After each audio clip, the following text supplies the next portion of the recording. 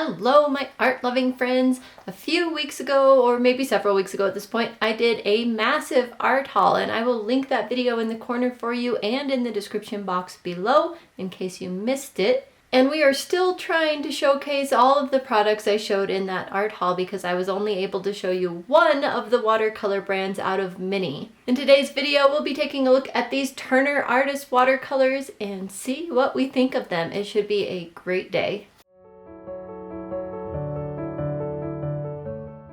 I bought the 18 color set and they are 5mm tubes, so pretty tiny, so cute. Just a little treat to hold in your hand. I wanted to show them to you unopened before I destroy them all because what I'll be doing is putting them in this empty Rosa Gallery palette. I will just put a sticker over that to let myself know that it's Turner watercolors, and filling these full pans up with all of these colors because I like to use my watercolors dried out. And I'll attach all these pans in here and I'll just show it to you at the end when they're done. It's been 14 days. You can see how much this one dried down. These took forever to dry, and some of these actually are still really soft. I can push clear through this one. So if I push too hard, it's probably gonna squeeze out. Ooh, that one's tacky to the touch still. Yeah, 14 days. Anyway, I found these two tubes of Turner paint and they're not in this set, so I'm going to go ahead and fill half pans with these two, but I'm going to have to use them wet probably because I don't have time to wait 2 weeks for these to dry. And I hope with much as they shrunk up like that, I'm hoping they re-wet okay. We'll find out. I didn't add any additives to it, no glycerin, honey, nothing. After pouring those two pans, I went ahead and took time to rearrange them. I was pretty confident with what the colors looked like even without swatching them first, so I was going to go ahead and attach these. Moving on to swatching, this is the Chinese white. It's actually a combination of PW6 and PW7, and the transparency rating on this one is transparency B. When I looked up their chart, it says transparency rating B is semi-transparent. But I would disagree with this being semi-transparent. It's definitely more a semi-opaque or opaque pigment, but that's what it says on the tube is transparency B. This one is permanent yellow. It's a PY154 and it is transparency A. You can see how beautiful this yellow is. Look at that. It's gorgeous. It goes on really nicely. It dilutes really nicely. It's so strong I had to dab it off on the rag and then continue the swatch on down. Just dabbing in a little more mass tone there. This next one here is Pyrrole Red, one of my favorite pigments, PR254. It is gorgeous, isn't it? And this one is considered transparency B as well. It's just a beautiful, deep, rich red. No wonder I love it. And I hope you don't mind that I'm keeping in how the brush is re-wetting the colors because I have not sprayed or dropped water on these ahead of time, and I thought it might be interesting for you to see how they re-wet or not. The reason that one was goopy is because that's the one I had just poured today, the day of the swatching, and that's the alizarin crimson. It's the original PR83, so very fugitive. It only has 1-star light fast rating, and it's considered transparency A, so their highest transparency. This is their sap green, PG36 and a PY110. And this one is interesting. It's also considered 3-star light fast rating, but I had a little bit of resist on the paper. And then in first wash here, it didn't seem too bad, but I was going to go ahead and add in a little bit more paint or just even it out. And I had issues. You see it's kind of gloopy. It won't soak into the paper, it just kind of sits on top and moves around. So this one and a few others do that. This is the Dioxazine Violet, PV23. Absolutely gorgeous. Very deep when you need it to be, very light purple when you want it to be. This has a 3-star light fast rating and the transparency is A, so that's fully transparent.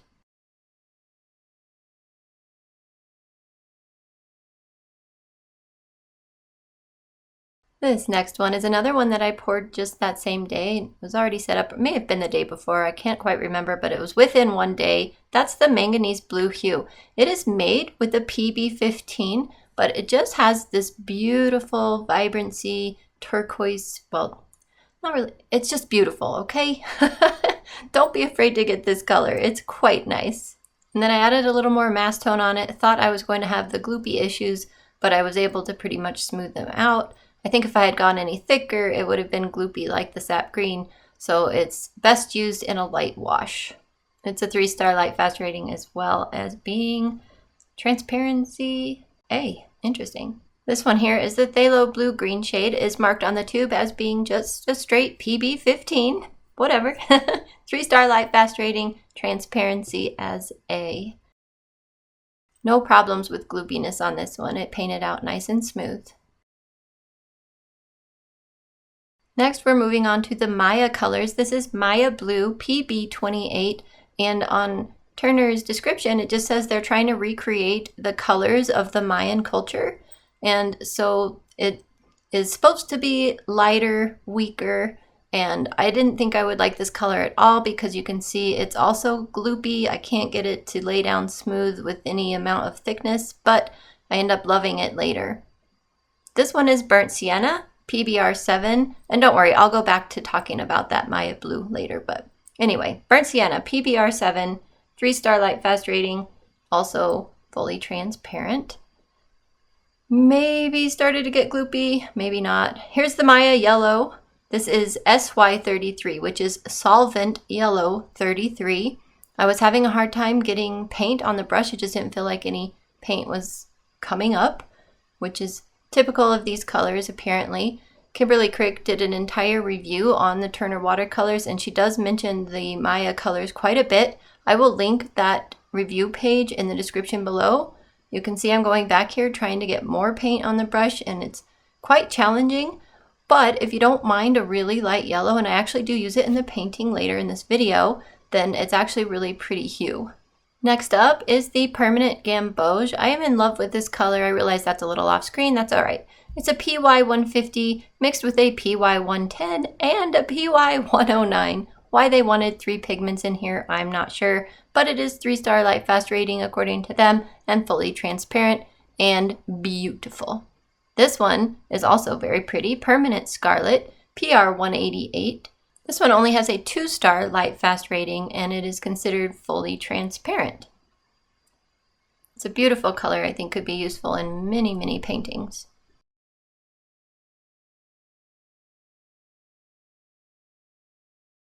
Coming up next is the Maya Red, and you can see I'm just not getting a lot of paint coming up off on the brush, and this is another one that just will not put down onto the paper in any kind of even way. This is VR1, and I didn't think to look up what VR1 is, but I'll put it on the screen here in a minute. And yeah, it's just pretty. It's super light tinting, but I could see it being useful, but I'm just not convinced. This is Phthalo Green Blue shade, PG7. Very intense. I kept having to dab the brush off on the rag because you can see it just looks like it's highly staining. 3-star light fast rating, fully transparent. For this Ivory Black, I was a little worried about this one re-wetting because of how much it dried up and cracked in the pan. And you can see that it is just not going down on the paper in any kind of thick consistency or highly pigmented. It is not, I would say. Plus, I could tell right away I was going to get that like sludgy push around on the paper consistency there, and it was very odd. I didn't like the feel of that at all. I just felt like it couldn't get my paint to do what I wanted it to do. So I pushed it around a little and then left it alone and moved on. This one is beautiful. This is Turquoise Blue. It's a PB28, 3-star light fast rating and transparency of B. So they're considering it semi-transparent or semi-opaque. I don't know their rating, but I thought when I looked it up, B was semi-transparent. This is the Ultramarine Blue. Now I will say this is one of the prettiest ultramarine blues I have seen, and it painted out very nicely. It's a PB29, 3-star light fast rating and transparent. This is Yellow Ochre, PY42 and PR101. This one also painted out very nicely. 2-star light fast rating and transparency rating of B. This is Burnt Umber, PBR7, 3-star light fast rating, transparent, and it didn't paint out too bad in this first layer of paint, but if I tried to put more paint over it, it started to get a little gloopy. Not as bad as some of the others, but a little bit. So I kind of just drug it all the way down to the bottom to avoid some of that. And here's what they look like all dry and labeled. Well, not too bad dry. You can see the Maya colors are a little blotchy. Those reds are beautiful. The sap green and ivory black are just a mess. Phthalo green and dioxazine violet look quite nice, however. Tiny bit of shine on the dioxazine violet, maybe. Manganese blue hue, a little bit of that gloopiness. The rest are okay. The turquoise blue, I guess you could argue, has some. That Maya blue looks a little worse than it should because I accidentally stuck my finger in it when it was wet, but it's still a little gloopy. And the rest don't look too bad. So I'm curious when we try these out on a painting if some of these colors are still going to be streaky, since I'll be using Arches paper. It's kind of the gold standard. Well, let's just give it a try. I am still testing all of these Miranda brushes. I've been using them for a lot of my paintings lately, and I do like them. It's a little weird getting used to how light they feel in my hand, but they have been working really well. I don't need this many. If I were buying these brushes for myself, then I would probably just do these 3, maybe add one of these other flats in, but this tends to be all I paint with are just a few. So I don't know, I could probably switch up the rounds to that. This would probably make me quite happy, just these 4, 5, I don't know how to count, these 5 brushes. But we have all these others, so maybe we can use them for special effects and stuff. They sure are nice and soft. I really like these brushes, but like I said, they're so light that it feels weird, but I know, we'll all get used to it.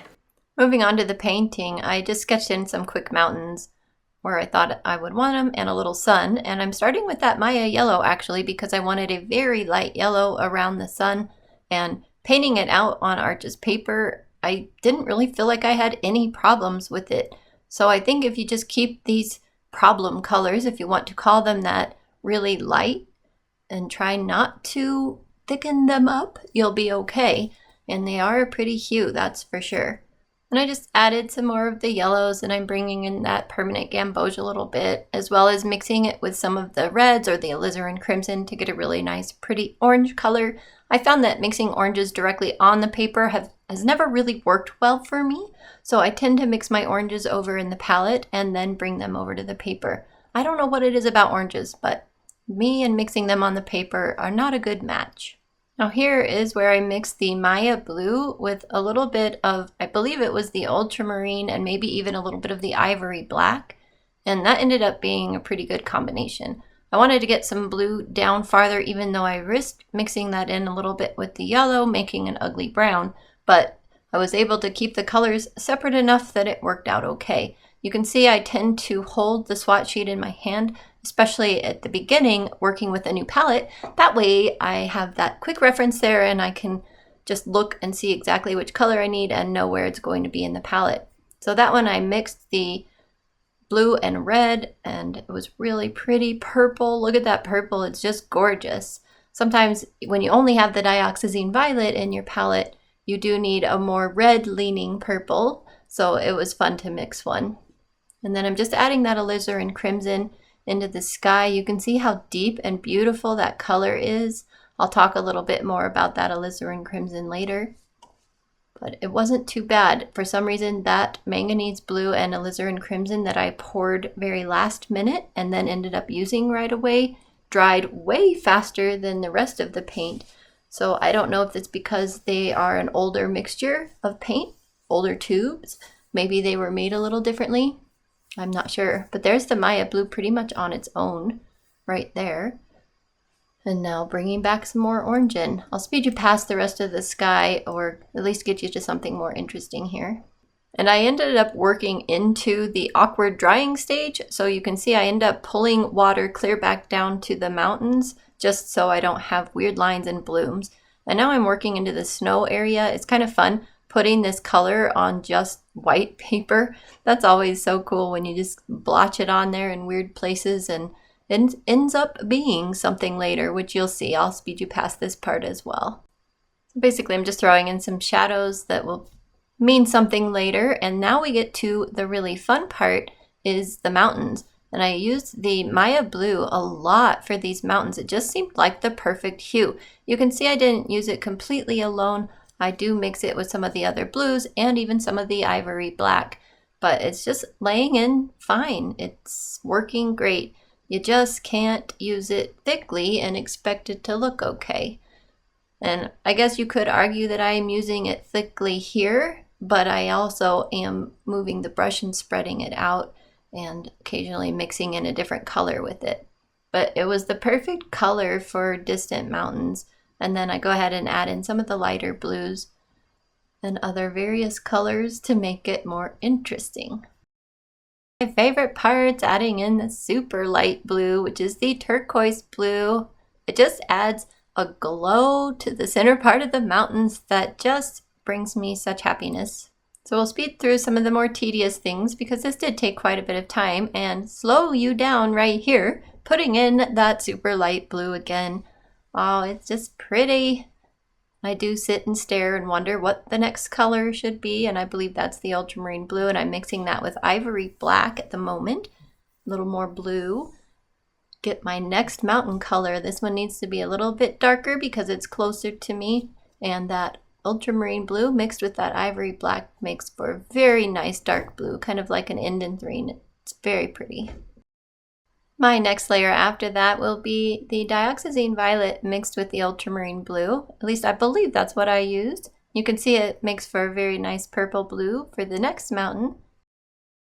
My task after that is to bring some hills that are much closer. So I'm bringing in a lot of the browns, the burnt umber, the burnt sienna. I'm putting a little alizarin crimson into it to redden it up even more. I added a little bit of dioxazine violet for some dark interest. And you can see I pretty much made my own raw umber violet, or whatever that color version you want to call it, violet iron oxide. It's beautiful.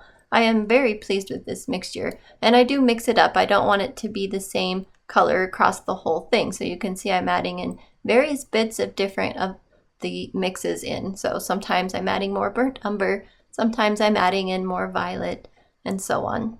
And then I start to bring in some of the yellows to really brighten it up. So pretty. And here I am making it a little bit darker again because it's real close to us, and just pulling that line across with that very sharp point on the brush. Those brushes come to a very nice point. You'll have no trouble doing fine little details even with that big round brush. So I finish up some of the details on the mountains, and now I want to create a very dark color. I do not want to use the black by itself. First of all, it's not strong enough. Second of all, I love it when my darkest colors have a little tint of color in them, because let's say a tree is brown. Even if it's real dark, maybe a little bit of that brown is going to show through. So you can see here, I did start with the black, but I added in the pile of Maya Blue, then I added dioxazine violet, I added burnt umber, and then I actually added more Maya Blue. So I'm just trying to get a color that I'm pretty happy with for a dark color, and I decided it needs a little bit of that alizarin crimson added in. And that color was so strong, it's very strong, be careful with it, that I have to go back and add in some of the other colors to tone it down a little bit. But I get a nice dark color that I'm happy with, and I can finally do the dark details on this fun painting. Now these dark details, they take a little bit of forever. They take as long as the entire background of this painting took, but you know, it's details. It's supposed to take a long time. But you can see how gloopy and globby the paint is. So even mixing all those colors together and trying to use them thickly just leaves brush marks, streaks, and so on. However, this dog has fur and trees have bark, so it works for this painting. It works just fine. You can see I'm using that big round brush and getting away with it even for small little branches and twigs. So I really like that. And then I didn't get the color fully thick enough over here, so the tree is partially transparent, but I fixed that a little bit later. So basically I'm adding in all the rest of these final details. But before I conclude, I wanted to tell you, make sure you click on Kimberly Crick's review of that, because I give you my conclusions at the end of this video before I read her review. So it might be interesting for you to hear what I think and then go read her review. So it's linked in the description box below. Make sure you check it out. All right, we are done. We have a successful painting, and I would say this felt no different than using any of my other paints for the most part, except for when I was painting thickly. This dog and the trees, you can see it is kind of streaky, but we don't paint that thick very often, so I'm not sure how much of a problem it is, because with all of the background, this paint felt beautiful. I was very impressed with the color payout, the pigment payout. The colors themselves are gorgeous. I would say the one big disadvantage of this palette currently is that my favorite color to use is the darker crimson here, the alizarin crimson. It is not at all light fast, so I would probably be money ahead to find a color to replace that one eventually. Like if I were to use this palette all the time for everything I did, I would want to replace that with an equivalent dark crimson red, because apparently that's a color I reach for all the time, which is pretty clear on my other palettes too. It's a color that seems to go away on my palettes more quickly than others. These Maya colors are beautiful, relied heavily on the Maya blue, and I like that one a lot. They're just different. You can see the consistency. They're different, but they painted out, well, the Maya blue painted out beautifully. It was a gorgeous addition. So I wouldn't avoid painting thickly with these paints, but I think you're better off trying to keep them more diluted with water. That's up to you. Other than that, they felt great. They re-wet fine. I just loved them. I had a really great time. Well, I wouldn't hesitate to buy them, but I guess, one painting is not is not the be-all do-all to know everything about paint, but I had a lot of fun. I really enjoyed the colors, and I wouldn't hesitate to say, yeah, go ahead and paint with them. Would it be the #1 brand I recommend? No, because I definitely prefer Core and M. Graham and a couple other brands, Paul Rubens, not much more, but I would prefer those. I'm much more familiar with them as far as the amount of use. So the fact that I've only done one painting with these, I couldn't just tell somebody, yeah, go buy these. However, I am very happy with them. I like my painting, and I liked the painting process. It was very enjoyable. Okay, I've probably repeated myself too many times, so I'm going to let you go for now. Thank you so much for joining me, and I'll see you in the next video. Bye for now.